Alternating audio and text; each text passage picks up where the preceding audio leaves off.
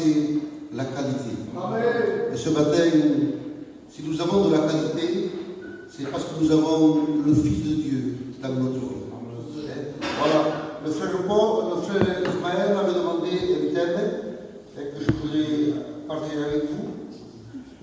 C'est au sujet de la croix. On va voir les aspects de la croix, d'après la parole de Dieu.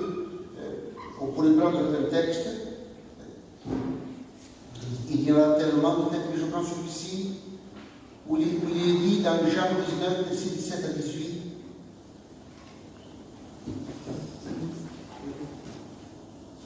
L'évangile de Jean, chapitre 19, verset 17 à 18.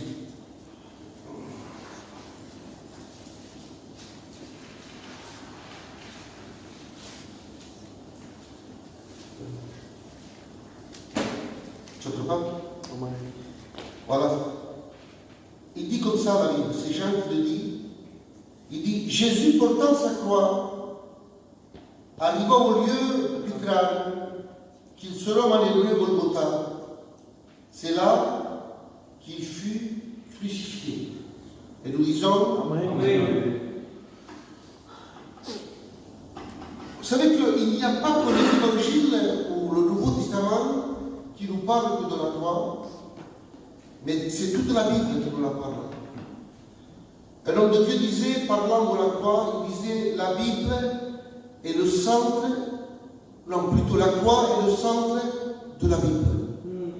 Et nous avons besoin de parler de la croix. Et notre homme disait ceci, un pasteur, si vous fréquentez une église, et si vous n'entendez jamais parler de la croix, partez en courant. Eh oui. La croix, c'est le centre de notre vie. S'il n'y aurait pas la croix, nous ne serions pas là ce matin. La croix, c'est la victoire de Jésus. C'est notre victoire à nous. C'est la victoire de Dieu. Eh bien, c'est toute la Bible qui parle de la croix. La Bible, elle est marquée, je dirais, du signe de la croix. Amen. Il y a 66 livres, 39 dans l'Ancien, 27 dans le Nouveau. D'après les hommes, ils ont fait le calcul, il y a 3 millions de lettres. Il y a 21 000 chapitres, 1189, des chiffres que ça nous dépasse. Eh bien, un homme de Dieu disait, toutes ces lettres, tout ce livre qui est la parole de Dieu est marqué de la croix. C'est vrai que lorsqu'on veut parler de la croix, on se tourne vers le Nouveau Testament. Parce que le Nouveau Testament, il a tous les arguments à nous parler de la croix. C'était un présent, c'était quelque chose qu'ils avaient vu, quelque chose qu'ils avaient touché, quelque chose qu'ils avaient vécu. Mais par contre, lorsqu'on s'adresse à l'Ancien Testament, c'est plus difficile. L'Ancien Testament, c'est vous parler de la croix de loin et de dos. Le Nouveau Testament, non, c'est de près et de face. D'ailleurs, l'apôtre Paul dira un mot extraordinaire dans sa parole, dans le livre des Galates, parce que les chrétiens, ils voulaient retourner à l'ancienne alliance, à la loi. Il dit, mais je ne vous comprends pas, je vous épeigne. Ah oui, mais c'est l'expression qu'il prend. Il dit, je vous épeigne Jésus-Christ crucifié. Et voyez-vous, pour peindre un tableau, on ne peut pas le peindre de loin et de dos, il faut être de près et de face. Pour vous dire que le Nouveau Testament, la croix, était de face et de près. C'était quelque chose qu'ils avaient vu, quelque chose qu'ils avaient vécu. Et pour l'Ancien Testament, c'était très très difficile. C'est vrai que l'Ancien Testament nous parle, et c'est justement ce matin ce qu'on va voir, d'après la parole de Dieu, les traces, les signes de la croix de l'Ancien Testament. L'Ancien Testament, elle contient 39 livres. Eh bien, tous les 39 livres nous parlent de la croix. Bien sûr que je ne pourrais pas vous parler de tous les 39 livres. D'ailleurs, je n'ai pas noté tous les 39 livres, mais je n'en ai quelques-uns, quelques passages de la Bible où l'Ancien Testament nous parle de la croix. Les premiers signes On les trouve dans le livre de la Genèse. Genèse chapitre 3, verset 15. C'est la première prophétie de la Bible. Quand Dieu a prophétisé, parce qu'il n'y avait pas de prophète à ce temps-là, c'est Dieu qui l'a prophétisé. Et cette prophétie, on a dû l'attendre pendant 4000 ans. Mais ça s'est réalisé. Genèse 3,15 dit ceci. Parce que l'homme avait péché, la femme avait péché, et Dieu donne sa sentence à l'homme, à la femme, et puis il s'adresse au serpent ancien qui est l'ennemi de nos âmes. Il lui dit, il va venir quelqu'un de la lignée de la femme, et là il parle de son fils Jésus, parce que Jésus, je vous le dis en passant, il était comme Dieu, il était esprit, il n'avait pas de corps, mais il a pris un corps semblable au nôtre. Il est né d'une simple femme. Il dit, de la lignée de la femme, il viendra quelqu'un qui va t'écraser la tête. Et toi, tu lui blesseras le talon. Alors, lorsqu'il est parti de terre, nous de suite, c'est vrai que c'est la première impression qu'on a. Jésus à la croix, il va écraser la tête. Mais ça, c'est symbolique. En disant tête, Dieu lui disait, il va écraser ta puissance. Il va anéantir. Il va briser ton autorité. Il va enlever ta domination. Et c'est la Bible qui en parle. Si on regarde bien la Bible, c'est des textes que j'ai. Il dit ceci, regardez. Colossiens 2, verset 15. Il dit, il, Jésus,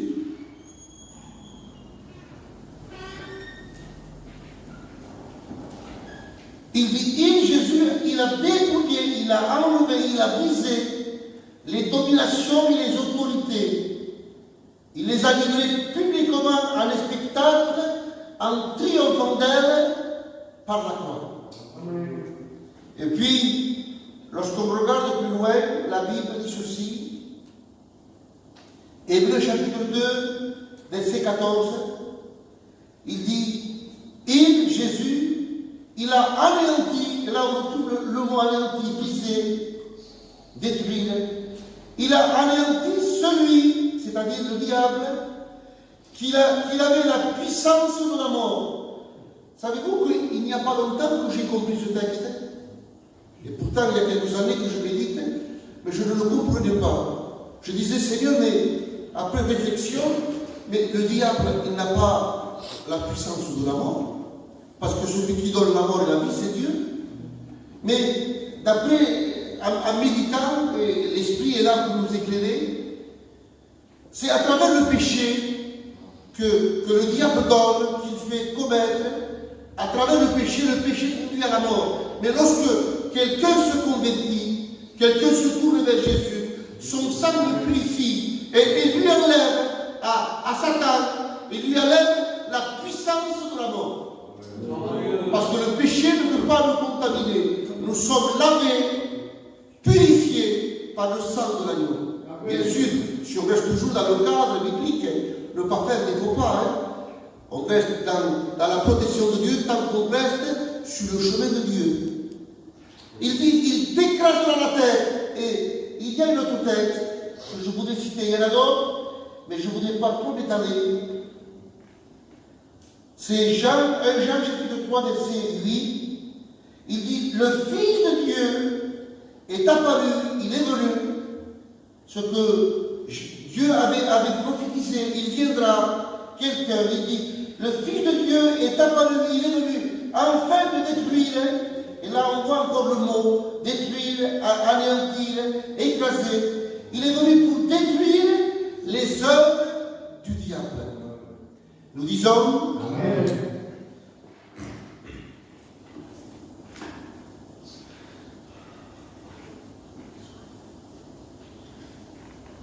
Ce texte, je ne le comprenais qu'à moitié. Je disais, Seigneur, je comprends la tête écrasée par Jésus au mont Golgotha. Mais ce que je ne comprends pas, c'est que tu dis au serpent ancien, ennemi de nos âmes, toi, tu me blesseras le talon. Un choc pour lui passe. Parce que si on regarde la Bible, Jésus, il était blessé de tout son corps. Il n'y avait pas un seul endroit où Jésus n'était pas touché. Son front, son visage, jusqu'à même arracher sa barbe, ses mains, ses pieds, son côté, son dos. Tout son corps avait été touché. C'était une plaie à la croix de Golgotha. Et alors, je ne comprenais pas les propos de Dieu lorsqu'il lui disait, lui, il t'écrase à la tête, ça je le comprenais, mais je ne comprenais pas lorsqu'il lui disait, toi, tu lui blesseras le talon. Et le talon, c'est les pieds. Je disais, Seigneur, éclaire-moi. Comme tous les pasteurs, on demande à l'Esprit Saint. C'est vrai que je regardais, j'ai des livres, j'ai des commentaires, je regardais, mais il n'y avait pas de réponse. Et puis, quand les hommes ne peuvent pas parler, lui, il parle. Amen. Et il m'a donné une pensée, que je partage avec vous ce matin. Quand Dieu a dit à Satan, tu lui blesseras le talon, les pieds, cela voulait dire, lui, il arrivera jusqu'en haut, jusqu'à l'extrémité. Mais toi, tu ne pourras toucher que le plus bas de Jésus. Amen. Amen. Et d'ailleurs, nous avons la preuve biblique. Lorsque je dis quelque chose, je m'appuie sur la parole de Dieu. S'il n'y a pas la parole de Dieu, je ne le dis pas. Amen. C'est une pensée, mais je m'appuie sur la parole de Dieu. Et la parole de Dieu nous dit ceci, que Jean le Baptiste, parce que les hommes croyaient que c'était le Messie. Il dit non, je ne suis pas le Messie. Lui, il est plus grand que moi, il vient après moi. Lui, il est plus puissant. Et il dit là, je ne suis pas digne. Et je posais la question à Jean. Jean, de quoi tu n'es pas digne? De lui mettre une couronne sur la tête? Il dit non, trop haut. De lui mettre son manteau sur les épaules? Il disait non. De mettre de ses huiles sur sa taille? Il dit non, je ne suis pas digne. En ma message, de délier la couronne. Le plus bas de Jésus. Amen. Et puis, il y a un autre texte. C'est la femme pécheresse. Lorsqu'il rentre dans la maison de Simon le pharisien, il rentre en cachette, je dirais. Il se met derrière Jésus et il a un parfum d'une grande valeur. Et normalement, la loi juive et les juifs, lorsqu'ils mettaient du parfum, ils la mettaient sur la tête.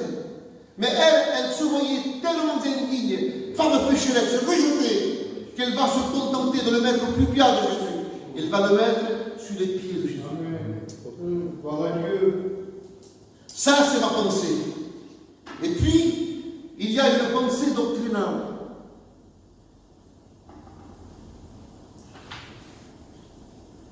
La pensée doctrinale est celle-ci. C'est que les pieds de Jésus, cela symbolise, cela nous typifie l'humanité de Jésus, l'humain.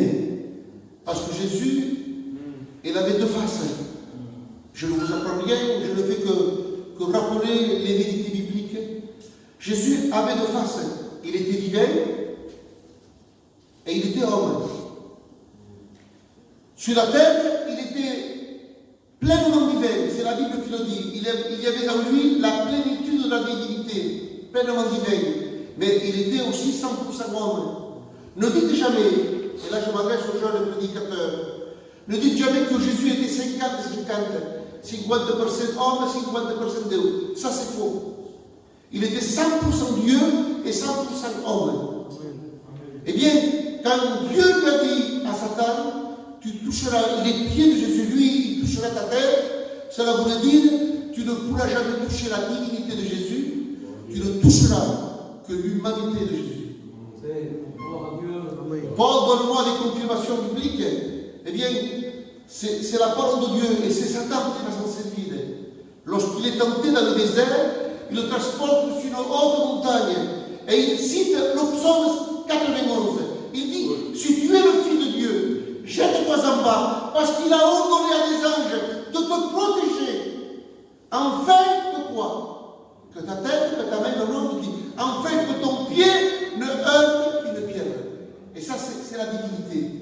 Et en tant que divin, Jésus avait besoin de l'intervention des anges. D'ailleurs, on le voit dans la Bible.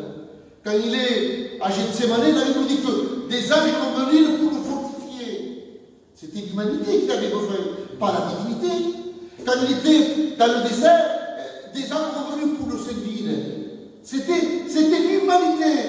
Parce que pour un peu de temps, nous dit l'Hébreu, il s'était fait inférieur aux anges, le temps de son passage terrestre. Pourtant, il était le Créateur. Pour un peu de temps, il a été inférieur aux anges. Il ne pouvait pas se déplacer comme il voulait. Il était divin, mais il y avait certaines, je dirais, puissances qu'il avait, ou des attributs plutôt, qu'il ne pouvait pas manifester. Il ne pouvait pas être partout à un endroit. Vous savez que Jésus, il est omnipotent, omniscient et omniprésent. La toute-puissance, il l'avait. La toute omniscience, il l'avait. Il connaissait tout. Mais présent partout, il ne pouvait pas. Parce qu'il avait renfermé la divinité dans un corps physique. Eh bien, Dieu lui disait à Satan, et ça c'est la croix, ce sont les traces de la croix, les signes de la croix. Il lui disait, lui, il va toucher, je dirais, le sommet de ta puissance, mais toi, tu ne pourras toucher que la humanité de Jésus. Est-ce que vous avez compris ça? Oui.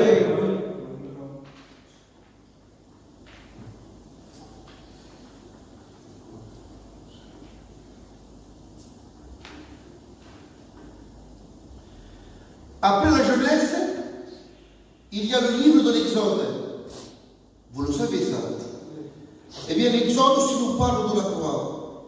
Si on lit dans le livre de l'Exode, chapitre 12, versets 3 à 13, il nous est parlé des signes de la croix.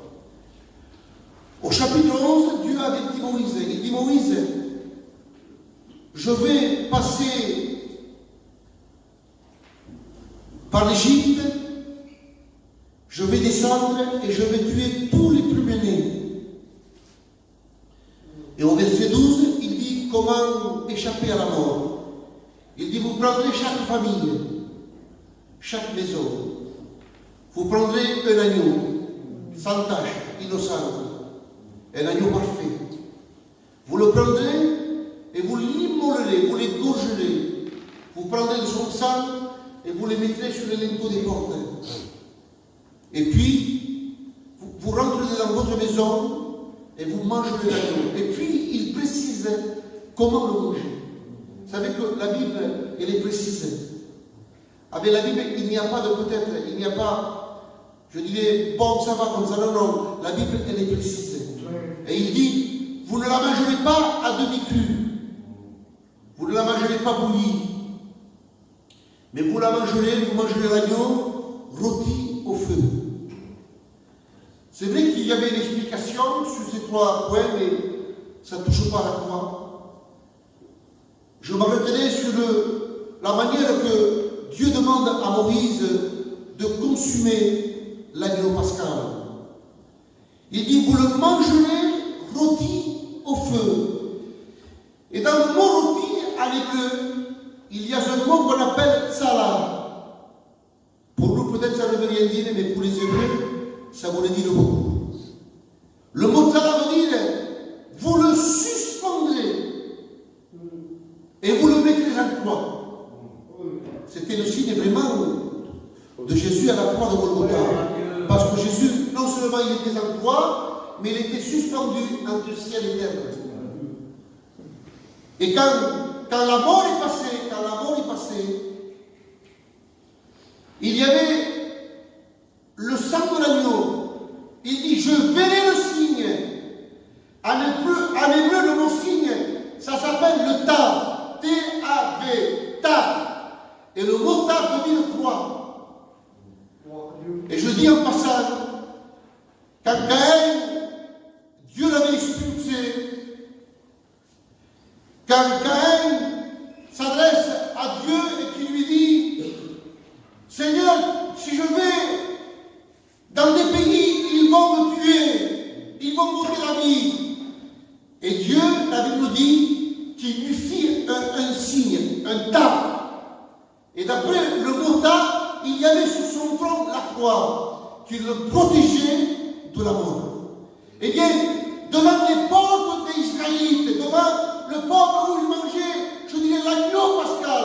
Sur les portes, il y avait la croix. Et vous me direz, oui, mais il n'y avait que du sang en haut et à côté. Mais le sang en haut tombait à terre. Et ça faisait la croix. Et devant la croix, il dit que la mort, lorsqu'il arrivait devant la porte, il passait par-dessus. Normalement, la Bible nous apprend que l'homme, l'humanité, elle était destinée à la perdition éternelle. Il n'y a aucun juste. Il dit, le salaire du péché, c'est la mort. Normalement, c'était notre attente, séparée pour l'éternité. Mais à cause du sacrifice de Jésus, à cause qu'il y a eu le sang de l'agneau, eh bien, la mort, lorsqu'il passe par-dessus. Parce qu'en nous, il y a le sang de l'agneau. Amen. Et ce sang nous parle. Amen. Il me vient une pensée, je la dis. Il dit là dans Hébreu, il dit le sang de Jésus, il parle mieux que celui d'Abel. Cela ne veut pas dire qu'Abel parlait pas mal, son discours n'était pas, je dirais, de travers, il demandait vengeance, c'était normal, mais le sang de Jésus demandait, il parlait mieux. Pourquoi? Parce qu'il demandait le pardon de ceux qui croient en Jésus. Amen. Et au lieu d'avoir le châtiment, on a la paix. Et c'est l'homme de Dieu qui prophétise. Il dit le châtiment qu'il devait tomber sur nous est tombé sur lui. Et au lieu d'avoir le châtiment, on a la paix et on a la vie éternelle en Jésus-Christ. Benedizione.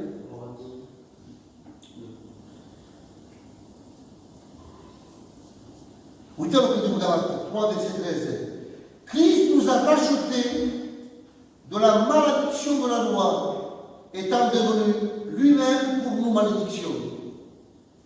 L'Éternel a fait retomber, Ésaïe 53, verset 6, il avait retombé sur lui l'iniquité de tous. C'était l'agneau pascal. D'ailleurs, c'est Paul qui le dit dans les Corinthiens. Il dit Jésus, c'était notre Pâques. Quelle grâce! Qu'il y a eu la croix plantée pour chacun de nous.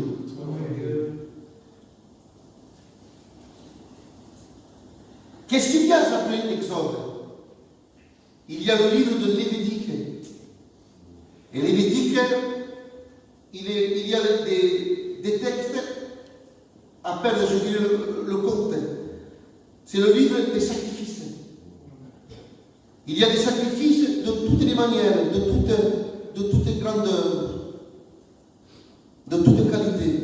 Il y a des menus, des moyens, des grands sacrifices. Et il fallait répéter tous les ans, quand quelqu'un péchait, aller vers le souverain sacrificateur, lui amener d'après ce qu'il avait. Il lui amenait un animal pour le sacrifice, et il fallait recommencer. Et je disais, Seigneur, mais à quoi tout servait-il, tous ces sacrifices? Eh bien, le texte m'a répondu, Romains chapitre 3, verset 25, il dit, les sacrifices de l'Ancien Testament faisaient patienter Dieu. Enfin, il y a le temps. Et qu'est-ce qu'il patientait? Qu'est-ce qu'il attendait? Il attendait le vrai sacrifice. Celui, pas qui couvrait, mais qui ôtait le péché. Celui de son Fils. Amen. C'est pourquoi quand Jean le voit, Jean le Baptiste, il disait, voici l'agneau de Dieu. Celui qui ôte, qui l'enlève, qui détruit, qui anéantit le péché. Amen. Dans le livre de Lévitique, il nous est parlé aussi de boucs émissaires. Vous le connaissez, les prédicateurs. On prenait 2 boucs, on posait les mains, et puis il y avait un sort. Il y en avait un qui était conduit dans le désert, et l'autre servait pour le sacrifice. Eh bien, c'est vraiment Jésus ça. Il y a Jésus à la croix, et celui qui était amené dans le désert par l'homme, c'était Jésus, parce qu'il a été tenté, pas conduit par l'homme, mais il a été conduit par le Saint-Esprit. Amen. Et puis je vais plus loin. Je vous ai parlé aussi de cette femme d'airain, symbole de Jésus à la croix. Mais je voudrais m'arrêter au 4e livre, qui est le livre de Nombres, chapitre 29, verset 13. Uitiamo che dico. Vous offrirez à l'Holocauste un sacrifice consumé par le feu, d'une agréable odeur à l'Éternel. Vous lui offrirez 13 jeunes taureaux. Diu pas 11, diu pas 12, diu pas 14, diu 13. Il y a une signification. Vous lui offrirez 2 milliers, pas 4, pas 1, mais 2. Et vous lui offrirez 14 agneaux. Alors, je regardais, j'ai médité. Ces 3 sacrifices, ce sont 3 actions qui se sont accomplies au mont Golgotha. Pour vous parler des 13 taureaux, je suis obligé de vous parler du nom de Dieu. Ce nom qui est imprononçable. Vous savez que le nom de Dieu, c'est les hommes qui ont mis les voyelles, et le nom de Dieu, ce sont 4 lettres, qu'on appelle le tétragramme. Tétra veut dire 4, gramme veut dire les lettres, les 4 lettres. C'est un nom imprononçable. Les Hébreux ne le prononçaient jamais. Il y avait les écrivains, lorsqu'ils écrivaient sur des parchemins, lorsqu'ils écrivaient la Torah, la loi, lorsqu'ils arrivaient au nom de Dieu, ça restavait, ils se lavaient de la tête aux pieds, ils changeaient de plume tellement le nom de Dieu était saint. On ne prononçait jamais le nom de Dieu, on disait Hachem, qui veut dire le nom. C'était très grand, le nom de Dieu était redoutable, un nom précieux, un nom saint. Il n'y avait que le souverain sacrificateur, d'après le Talmud, qui est le livre des Juifs. Le Talmud, c'est la loi expliquée. Il y a la loi, qui est la Torah, la loi écrite, et il y a le Talmud, la loi expliquée. Et des hommes ont dit, en passant, je le dis, que Moïse, lorsqu'il est monté au mont Sinaï, il est resté 40 jours, tenez, pour les 10 mots qu'il a marqué Dieu, non. Il lui a marqué la loi, la Torah, mais puis il lui a expliqué le Talmud. Et il a fallu 40 jours pour que Moïse l'apprenne. Ça veut dire enseignement, le Talmud. Et Moïse, lorsqu'il est venu, il lui a expliqué à Aaron. Et puis, d'Aaron, il lui a expliqué au défi d'Aaron. Après, il lui a expliqué, 3e fois, aux 70 anciens. Et puis, 4e fois, il l'a dit à tout Israël. Il a expliqué le Talmud, il a expliqué les 10 commandements, expliqués. Eh bien, le Talmud nous dit ceci, qu'il n'y avait qu'un seul homme qui pouvait prononcer le nom de Dieu, c'était une fois à l'année. C'était le jour du grand pardon. Il rentrait dans le lieu très saint, il faisait son sacrifice, et lorsqu'il sortait, il criait le nom de Dieu. Et d'après le Talmud, il y avait des musiciens qui jouaient fort de la musique pour que le peuple n'entende pas le nom de Dieu. C'est un nom inexplicable, on ne peut pas le prononcer. Essayez de le prononcer. Y-H-W-H. Dites un nom, impossible. Eh bien, ces 4 lettres, ils ont un message pour nous ce matin. Parce que je voulais savoir, comme tous les pasteurs, lorsqu'il y a quelque chose, je veux savoir. Seigneur, ce n'est pas possible que ce soit marqué et que ça ne dise rien. Impossible. Un homme comme le cas. Un homme petit peu comme que ça ne se passerait, mais pas Dieu. Et si on regarde ces 4 lettres, le tétragramme, il y a le Y, en hébreu on l'appelle le Yod. Et Yod veut dire la main puissante créatrice de Dieu. Cela veut dire que déjà dans le nom de Dieu, il y avait la création de l'homme. Vous me direz, mais il a tout créé, mais la seule chose que Dieu a créée avec ses mains, ça a été l'homme.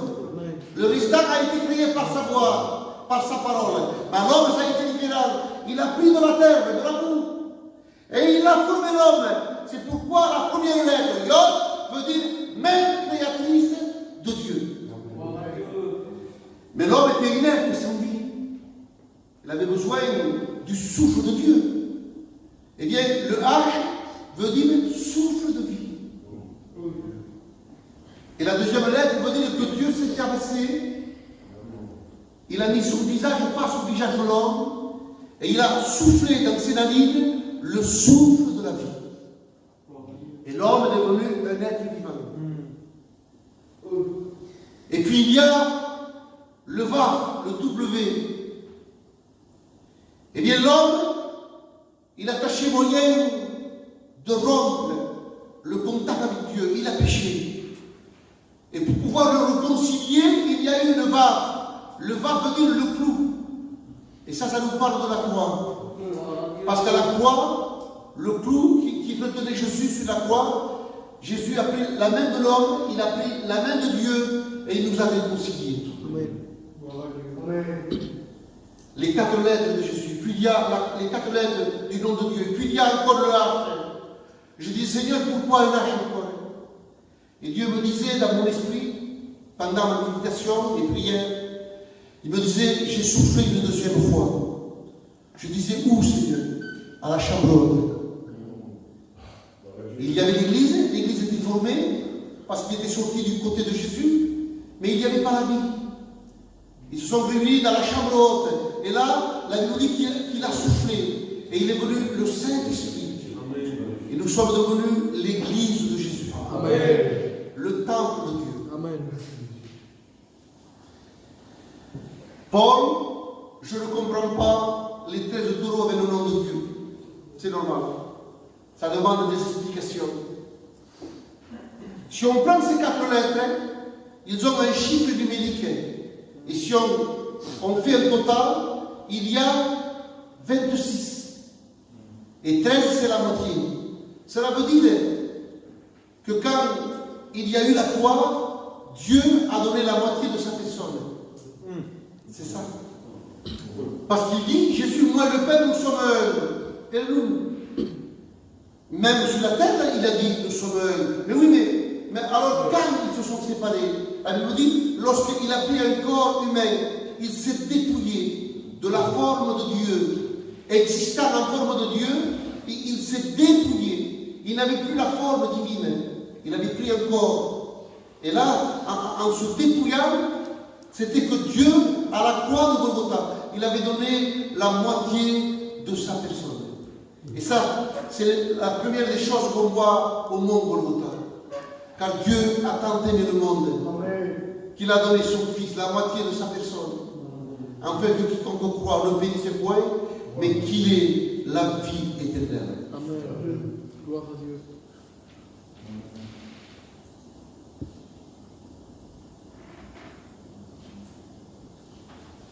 Patient, parce qu'il est déjà 11h30.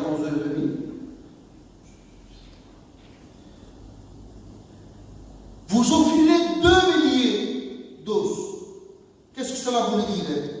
Eh bien, cela nous représente que Jésus est mort pour ceux de l'ancienne alliance, avant Jésus, et pour ceux après Jésus. L'ancienne et la nouvelle alliance. Est-ce que tu as un texte confirmatif? Hébreu, chapitre 9, verset 26. Il dit, il aurait fallu, il dit, un seul sacrifice suffit. Sinon, il aurait fallu qu'il souffre plusieurs fois depuis la création. Son sacrifice est valable pour l'ancienne et la nouvelle alliance. Et puis il y a les 14 agneaux. Essayez de diviser ce chiffre. Si quelqu'un pourrait le diviser, il puisse me le dire comment il peut le diviser. On ne peut pas le diviser ni en 3, ni en 4, ni en 5, ni en 6. On ne peut pas le diviser. On peut le diviser qu'en 2. Et 2 fois, ça fait 2 fois 7. Et le chiffre 7, c'est le chiffre parfait. D'ailleurs, la Bible, il y a plein de textes où il nous est parlé du chiffre 7. L'Apocalypse, il y a des dizaines de textes. Il nous parle de 7 chandeliers, de 7 pasteurs, de 7 églises, de 7 coupes, de 7 sceaux, de 7 trompettes. Il y en a. C'est le chiffre parfait. Mais alors pourquoi 2 fois 7? Cela veut dire que le sacrifice de Jésus était parfait.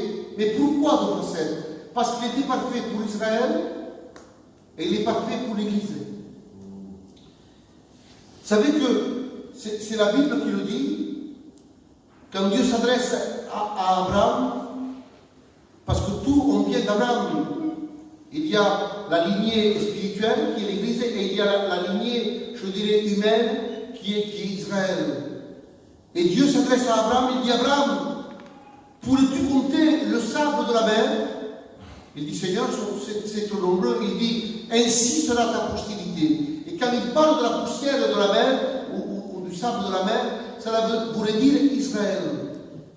Et puis un autre moment, il dit Abraham, lève la tête vers le ciel, regarde les étoiles. Est-ce que tu pourrais compter les étoiles? Ils sont trop nombreuses, Seigneur. Il dit ainsi sera ta postérité. Et là, les étoiles, c'est symbole de l'Église.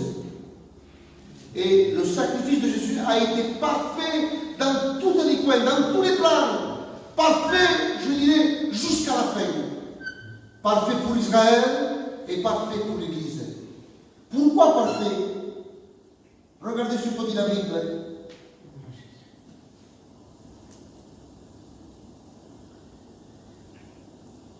Hébreux chapitre 9, verset 12.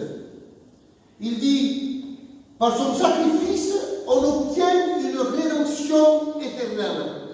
C'est-à-dire, avec un seul sacrifice, ça suffit. Une rédemption, le rachat éternel. On est sauvé pour l'éternité. Parfait. Qu'est-ce qu'il y a encore? Hébreux chapitre 9, verset 26. Il a effacé, il a émoli le péché par un seul sacrifice. Colossiens 2, verset 14. Il a effacé, il a fait disparaître, il a enlevé l'acte qui nous condamnait. Comment? En le clouant sur la croix.